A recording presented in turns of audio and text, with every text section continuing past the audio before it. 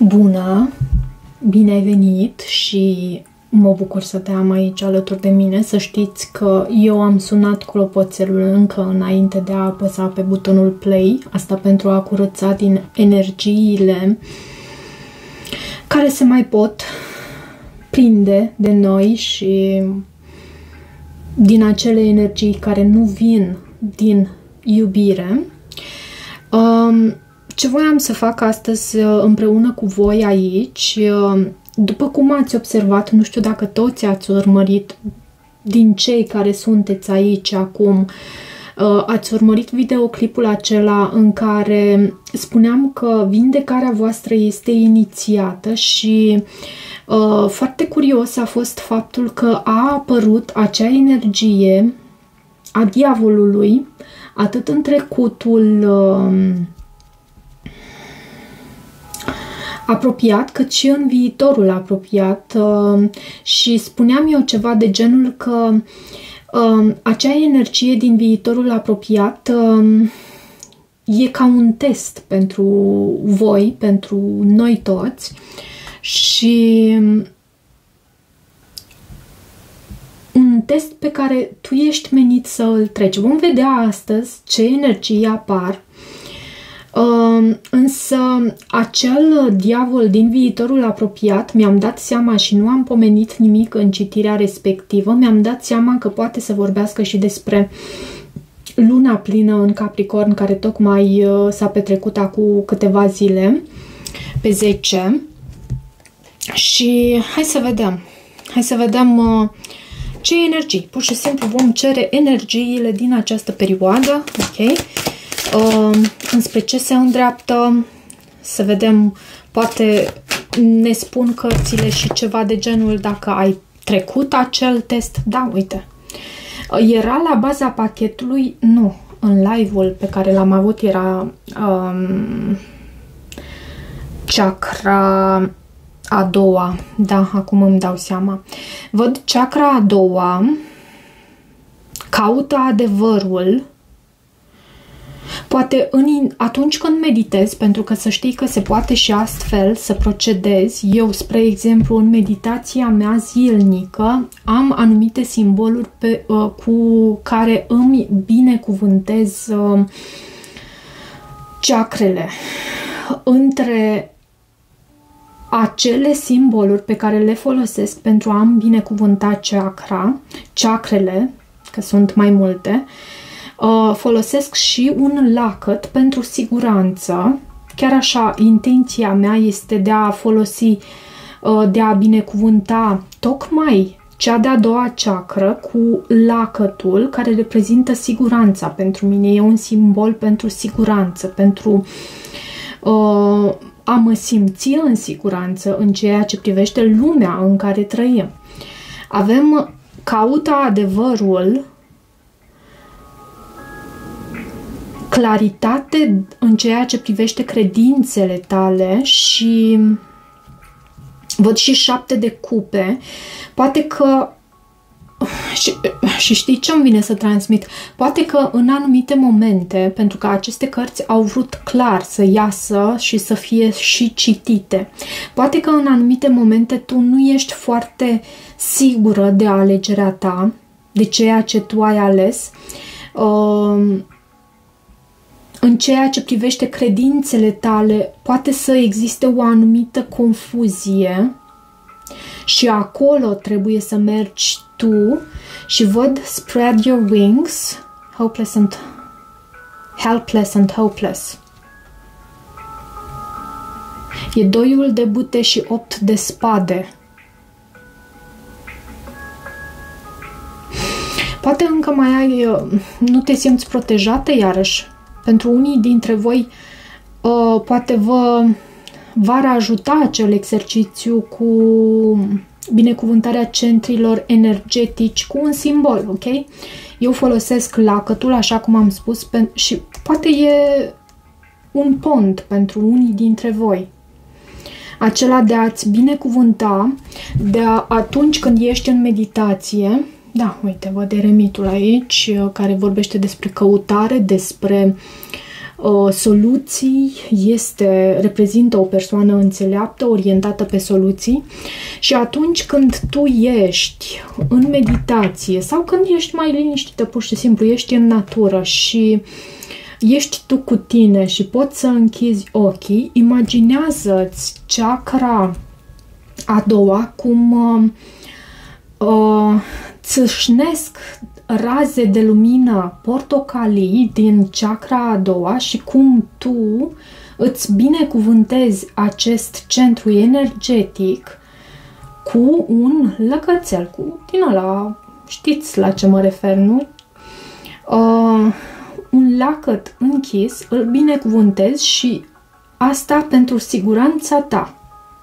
Ok? Hai să vedem acum, mai departe. Cred că a fost ca un sfat pentru cineva anume acesta. Poate era cineva care trebuia să îl audă. E modul în care eu procedez. Dacă voi ați găsit și alte modalități, puteți să le împărtășiți cu mine. Dacă nu vă simțiți în siguranță în comentarii, puteți să-mi scrieți în privat pe WhatsApp. Hai să vedem pentru această citire ce energie avem aici. Prezent. Asul de bâte. Trecut apropiat. Da, uite, vezi? E hierofantul. Tici. Viitor apropiat. Împărăteasa, îmi place, îmi place. Trecut îndepărtat. Iubire sau îndrăgostiții. O atracție puternică sau o decizie iarăși pentru tine sau vom vedea ce energii clarificatoare apar aici. În viitorul îndepărtat avem 2 de monede. Să găsești un anume echilibru este important pentru tine și un sfat iarăși.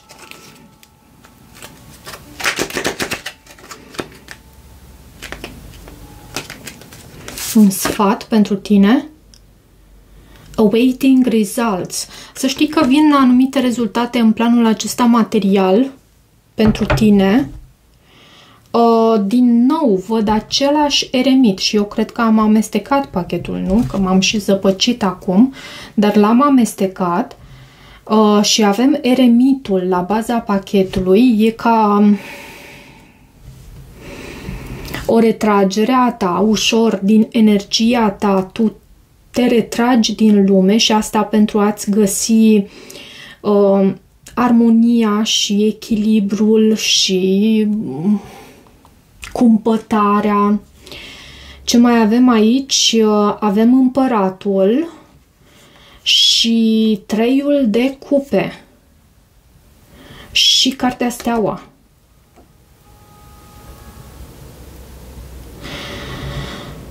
Văd că preiei controlul. Cred că acest împărat te reprezintă tot pe tine. O persoană care acționează și... Dar să știți că însă pentru unii dintre voi poate să reprezinte și o energie masculină din preajma voastră sau unele dintre voi. Un berbec, un taur. Dar cel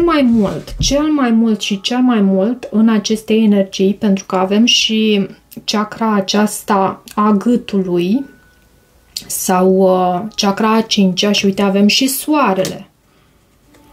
Avem și soarele. Tu cred că ești menită, așa cum am discutat și în citirea anterioară despre care am pomenit acum la începutul acestei citiri, tu cred că ești menită să împărtășești din înțelepciunea ta și ține de tine acest lucru, de felul în care tu reușești să, n-am să spun să preiei controlul, pentru că, da, e vorba de împărat, să o faci într-un mod atât autoritar, dar și cu iubire, cu înțelepciune, văd și steaua aici, și vocea ta e menită să fie auzită. Nu știu pentru cine citesc acum, dar cu acel card chakra gâtului, vocea ta este menită să fie auzită. Mantra acestui card este eu vorbesc. Ok. Și hai să vedem.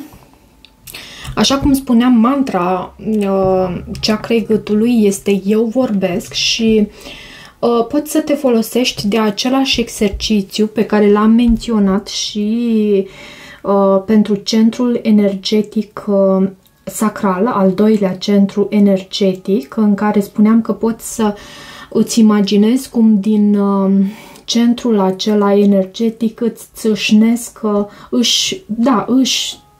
sau țâșnesc pur și simplu raze de lumină portocalii. Ei, din chakra gâtului face același lucru, dar cu razele de lumină albastre, așa cum avem și aici. Am să îți arăt de aici. Și de asemenea să îți folosești vocea, chiar și când ești acasă și ești singură, de ce nu? Să cânți, să îți folosești vocea, pentru că ajută ca această chakră să se echilibreze și ca tu să poți să îți transmiți adevărul. Am să încep de aici cu trecutul, scuze. Aici avem prezentul, nu? Cu trecutul îndepărtat. Poate ai luat o anumită decizie cu acest card îndrăgostiții sau poate ai avut de a face cu un gemeni, iarăși și asta poate fi o atracție puternică față de o anumită persoană sau ai intrat într-o anumită legătură, într-o conexiune pe care tu o respecti, o onorezi. Hai să vedem de ce îndrăgostiții aici. 2 de spade și prințesa de bâte. E cavalerul de bâte aici. Da, ai intrat într-o și 5 de monede. Ai intrat într-o legătură pe care tu o onorezi, poate chiar o căsnicie sau ceva cu angajament serios în trecutul îndepărtat pentru tine. Uite, văd și Hierofantul. Aceasta este cartea Hierofantul. Văd și Eremitul și nu că nu ar mai fi existat tentații în jurul tău și nu că nu ar mai fi existat și alte persoane în jurul tău. Dar parcă a trebuit să ajungi să înveți să onorezi cu adevărat această persoană și nu neapărat, da, și această persoană, pentru că dacă onorezi această persoană în care tu ești într-o anumită legătură de dragoste cu angajament serios, tu te onorezi de fapt pe tine și onorezi în același timp și relația dintre voi. Și cred că au mai existat și tentații pe aici, pe acolo. Asta avem în trecutul îndepărtat. Tentații pe care tu ai decis să le ții la distanță, să blochezi această energie a cavalerului de bâte. Poate pur și simplu în trecutul tău, în sfârșit, ți-ai întâlnit persoana ta, persoana pentru care te-ai hotărât să te dedici și să nu mai umbli așa din floare în floare, să zicem așa, cu acest cavaler de bâte care e mai nestatornic. De ce în trecutul apropiat avem acest hierofant? Hierofantul vorbește despre un profesor, așa cum am transmis și în citirea Temperanța. Poate ai avut de a face și cu un taur săgetător, aici văd și regina de cupe.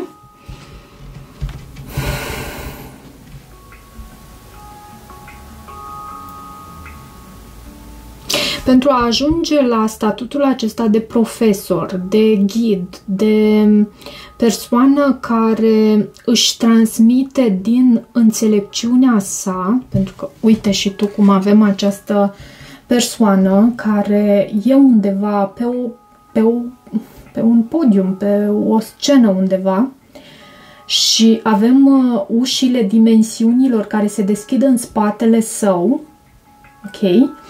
Și această persoană care predă din înțelepciunea sa celor care aleg să o asculte, bineînțeles. Și avem temperanța aici. E o carte a cumpătării și regina de cupe. Tu ești foarte mult în energia ta feminină. Chiar dacă aici am văzut și încă sunt în dubii ce este cu acest împărat de aici, de la baza pachetului. Tu ești foarte mult în energia ta feminină, foarte cumpătată. Mai dă-mi o carte aici cu regele de spade. Regele de spade poate să... și nebunul. Regele de spade poate să reprezinte un semn de aer, un gemeni, o balanță sau un vărsător. Văd aici, știi ce mai poate reprezenta acest hierofant? Mai poate reprezenta și angajamentul serios pe care tu îl ai față de această persoană și vindecare între tine și această persoană cu acest card temperanța. E o persoană inteligentă, e o persoană structurată, e o persoană, da, ușor mai rece și uneori îți pierzi răbdarea cu această răceală pe care această persoană o afișează, îi este mult mai greu să intre în spațiul inimii. Dar văd și un nou început aici, ceva cu angajament serios față de această persoană. Ok, ce avem în prezent? Ce avem în prezent? În prezent, ce avem în prezent aici? Mai poate fi și energia ta acest rege de spade, să știi. 7 de cupe și cartea moartea la baza pachetului.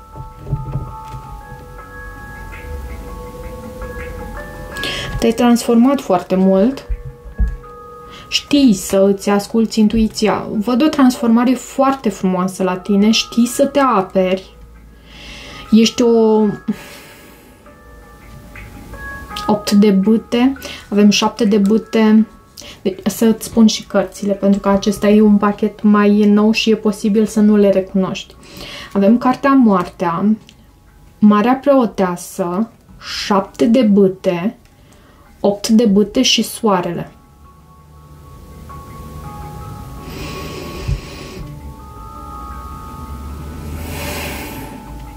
Da, e posibil să ai opțiuni, să știi.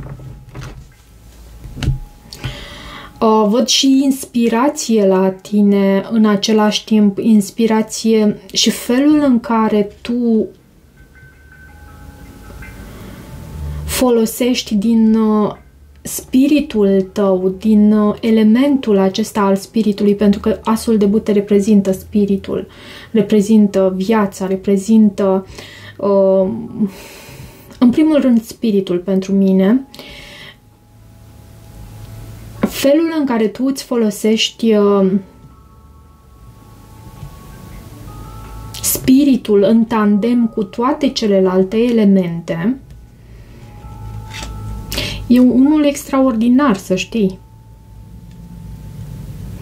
Mă uit la această persoană care cântă din nai și avem culorile curcubeului aici, de fapt de la roșu începând la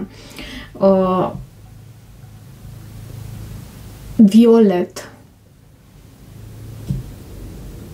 Sunt reprezentate aici și culorile pentru cele 6 chakre. Deci lipsește aici chakra coroană, cred. Nu, sunt toate. Uite, doar că cea de-a doua ceacră e mai ascunsă. Cea cu portocaliu. Ar trebui să spună multe, nu? Felul în care tu îți transmiți inspirația, felul în care tu te inspiri și felul în care spiritul lucrează prin tine este unul extraordinar. În ceea ce privește opțiunile, hai mai dă-mi o carte aici. Ce este cu această carte? De ce 7 de bâte? 6 de spade. Cu acea carte moartea pentru mine era clar, dar am vrut să mai cer și o confirmare. Avem 6 de spade. Și din nou cartea moartea la baza pachetului. 6 de spade ne vorbește despre faptul că tu nu întreții aceste opțiuni pe care tu le ai.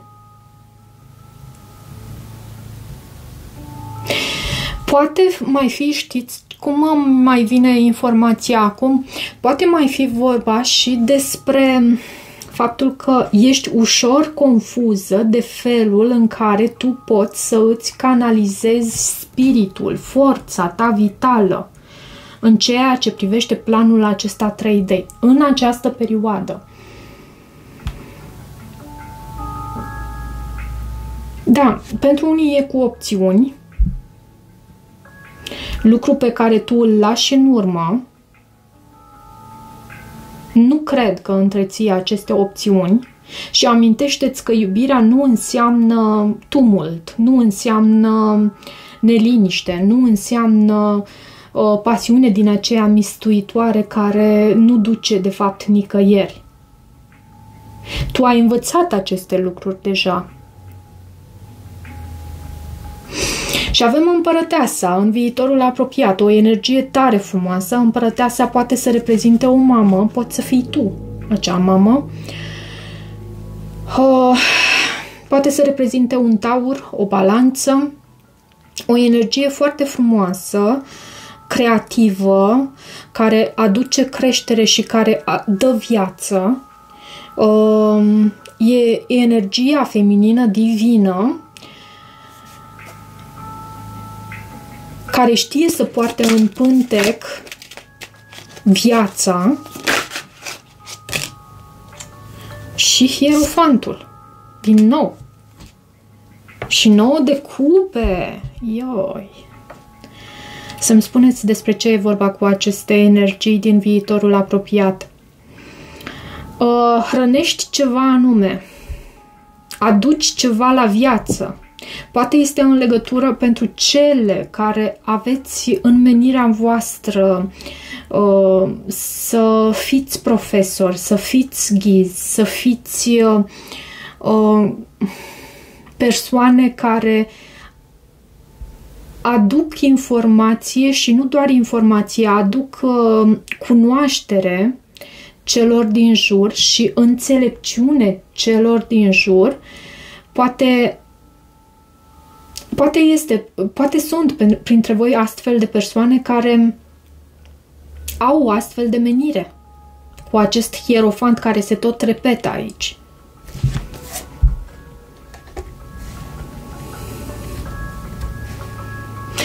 Un nou început, și vezi tu, e un nou început după o perioadă de conflict. Avem 5 de spade, 8 de cupe. Poate chiar un fel de dramă aici cu acest 5 de spade. Un nou început. Avem nebunul și 9 de cupe. Ceva ce pe tine te împlinește cu adevărat. Și energiile tale sunt mult, dacă aici energiile tale, pe tine te simți ușor confuză și nu știi ce se întâmplă în jurul tău în prezent. Așa te văd eu aici și încercând să lași totul în urmă doar pentru a-ți găsi liniștea, așa te văd aici în prezent. În viitorul apropiat te văd mult mai calmă, mult mai împăcată, mult mai liniștită, mult mai hrănitoare, în sensul că știi să dai viață. Mai dă-mi o carte aici. Ce avem în viitorul apropiat? Pajul de monede. Nu, cavalerul de monede, Princess of Pentacles. Nu, e pajul de monede, am spus bine. Am spus bine. Princess of Pentacles și 6 de bâte.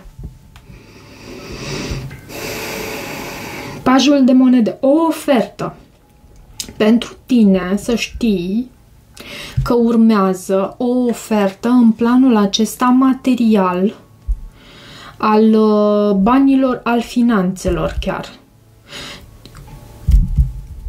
Și e foarte interesant că avem și acest 6 de bâte, 10 de cupe, regina de monede, iarăși o carte a abundenței, iarăși după o perioadă în care tu te-ai simțit blocată. Te deblochezi, ți se deblochează orice obstacole pe care le-ai avut, le-ai trăit, le-ai resimțit în viața ta, să știi că în viitorul apropiat nu vei mai avea acele blocaje. Și te văd într-o energie extraordinar de frumoasă în viitorul apropiat. Foarte îngrijită, centrul acela al universului, dar nu e precum împăratul. Împăratul e tot un centru al universului, e precum soarele. Împărăteasa însă e mama pământ. Ea dă viață și e mult mai humble, așa, mai împăcată cu sine, e și bogată, e și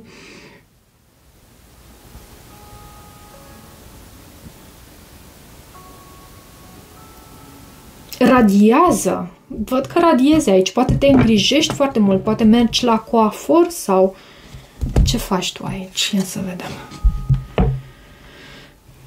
Radiezi. Radiezi. Și văd că știi să dai viață. Mi se tot repetă această idee, mai ales pentru că văd această lumină galbenă din mâna sa dreaptă. Noi, depinde acum dacă ești dreptace sau ești stângace, dar noi cu mâna noastră stângă primim energie pentru cei care sunt dreptaci, iar cu mâna noastră dreaptă vindecăm, oferim din energia noastră. Ok, și o reușită, o reușită. Văd că ești pe cai mari, dar după o perioadă în care nu te-ai simțit foarte bine,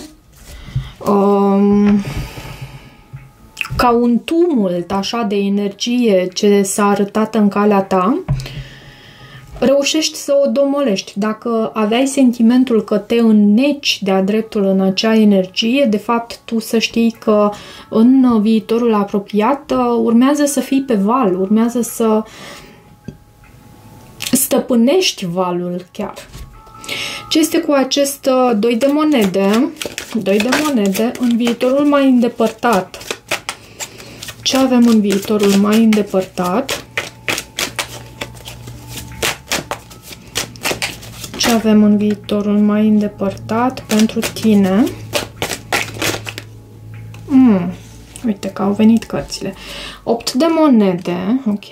3 de spade. Regina de bâte și 10 de spade. Ce e aici, mai? Nu, mai este o carte și 3 de cupe. 10 de spade și 3 de cupe.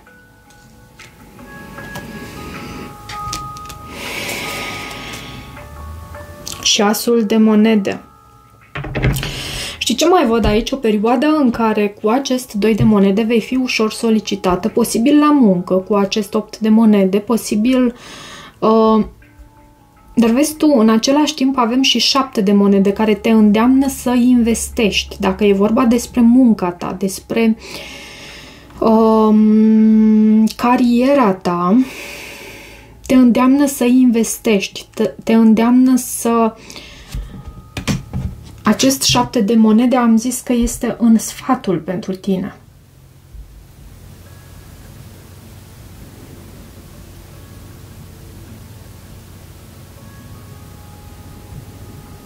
Văd că ești o prezență extrem de puternică și în același timp, nu știu dacă e extrem de puternică, dar din punct de vedere energetic tu ești foarte bine dezvoltat, ai foarte multe abilități, informații, cunoaștere, înțelepciune și pe care e bine să o împărtășești. Așa mi se transmite, să spun. Avem asul de monede la baza pachetului. E ca un nou început și e posibil chiar pe finanțe, în cariera ta, în jobul tău, cu un anume proiect al tău, să fii foarte mult preocupată de ceea ce înseamnă să pui suflet acolo și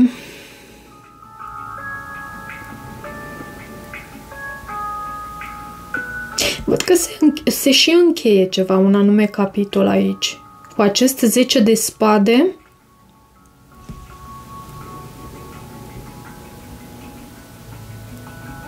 și nu știu dacă în citirea ta am prins energia aceea cu regina de spade și regina de bâte sau în citirea fecioarelor. Nu mai știu, că astăzi le-am făcut și nu mai știu.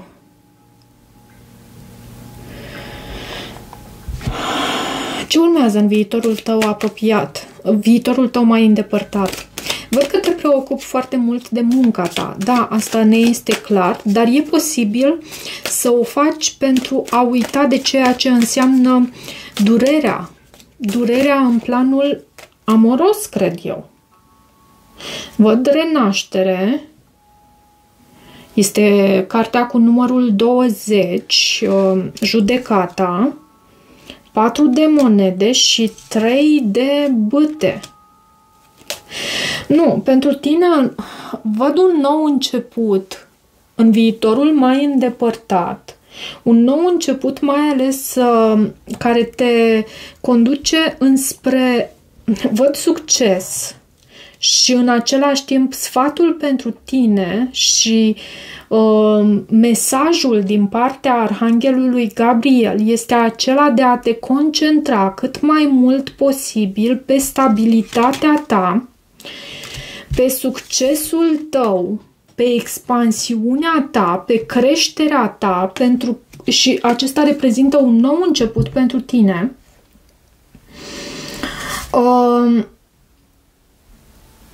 Și sincer, pentru foarte multe dintre voi, și nu cred că are să vă placă acest lucru, dar pentru foarte multe dintre voi mesajul este unul specific, acela de a pune dragostea pe planul 2. Dacă ești singură, pentru că e posibil și astfel, în niciun caz nu intra în ceea ce denumim noi acea energie de trio. Nu te face pe tine a 3-a roată sau a 5-a roată de la căruță. În niciun caz. Concentrează-te pe stabilitatea ta și e mesajul Arhanghelului Gabriel. Pe stabilitatea ta cu acest 4 de monede și 3-ul de bâte care vorbește despre expansiune, despre faptul că despre succes, expansiune, creștere, ok, progres, despre faptul că acele corăbii în care tu ai investit sunt în portul tău, mai e o ușoară așteptare aici, dar concentrarea și focusul tău pe asta ar trebui să fie. Hai să vedem sfatul. Ce este cu acest, deși cred că am oferit deja sfatul, ce este cu acest 7 de monede în sfatul pentru tine, 4 de spade, o pauză, văd și regele de bâte. Da, poate fi o pauză și să vedem ce are acest rege de bâte. Vine cu secret, vine cu posesivitate, gelozie, o pauză de la această persoană. Ăsta e sfatul. Confirmă-mi, te rog, dacă așa este. Ce este cu acest 7 de monede, 4 de spade? Ce este cu acest 7 de monede, 4 de spade? 8 de cupe, vezi? Dacă nu crezi în tarot și o urmărești doar așa pentru a nu te plictisi, să știi că nu este tocmai astfel. Și 6 de monede. Sfatul e acela de a pleca dintr-o conexiune, dintr-o legătură, de a pune pe pauză ceva anume. Și am văzut acel rege de bâte anterior. Rege de bâte. Poate fi o persoană cu marcaje puternice pe foc, leu, berbec, săgetător, sau o persoană care este foarte mult atrasă de tine, însă sfatul pentru tine ai văzut care este aici. Da, ar mai trebui să extrag ceva? Cred că e suficient.